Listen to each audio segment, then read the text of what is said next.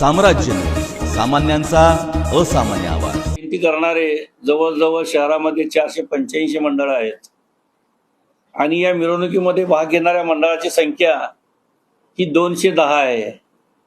आमच्या मध्यवर्तीकडे असलेल्या नोंदीनुसार 210 जयंती मंडळ मिरवणूक काढतात. मग ही मिरवणूक पूर्वी बैलगाडीमध्ये निघत होते, नंतर ट्रॅक्टर, टेम्पो, ट्रक, कंटेनर. आता कंटेनरमध्ये ह्या मिरवणुकी सांगता समारंभ होतात.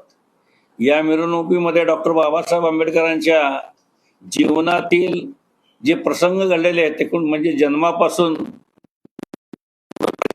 सर्व देखावे त्याच्यामध्ये करण्याची भूमिका मध्यवर्ती जयंती उत्सव समितीने या ठिकाणी घेतली आहे. मिरवणुकीची परवानगीसाठी माननीय पोलीस आयुक्तांना विनंती केली आणि त्यांनी ती परवानगी आम्हाला दिली. या मिरवणुकीमध्ये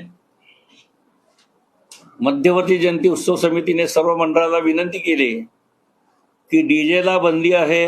डीजे आपण कोणत्याही मंडळाने लावू नये. एक बेस एक टॉप क्लिअर साऊंड हे धोरण गेल्या 2 वर्षीपासून आंबेडकर जयंतीमध्ये आपण अंगीकारलंय. तीच भूमिका याही 135व्या आंबेडकर जयंतीच्या मिरवणुकीमध्ये एक बेस एक टॉप क्लिअर साऊंड ही भूमिका आम्ही घेतलेली आहे आणि या भूमिकेला पोलीस खात्याने सुद्धा परवानगी दिलेली आहे. हे करण्यापाठीमागे आमचा उद्देश वेगळा होता. गेले 2-4 वर्षापासून जे छोटे छोटे मंडळ आहेत आमचे, त्यांना प्रत्येक ठिकाणी ब्लॉक केलं जात होतं. त्यांच्या गाड्या पुढे येत नव्हत्या. त्यामुळे सर्व मंडळाच्या कार्यकर्त्यांनी आमच्याकडे मध्यवर्तीकडे तक्रार केली. ते म्हणाले की आमच्या गाड्या पुढे जात नाही, यासाठी तुम्ही ठोस असा निर्णय घ्या की जेणेकरून आम्हाला न्याय मिळेल. काही मंडळ आमच्या अडवणूक करतात, म्हणून आम्ही यावेळेस त्यांच्या आग्रहास्तव हा निर्णय घेतलेला होता. आणि याबद्दल पोलीस आयुक्तासोबत आमच्या 2-3 मिटिंगा झाल्या. त्यांनी सुद्धा आम्हाला सांगितलं की बाबा तुम्ही एकच मिरवणूक काढा. त्या पद्धतीनं आम्ही सुद्धा विचाराधीन होतो.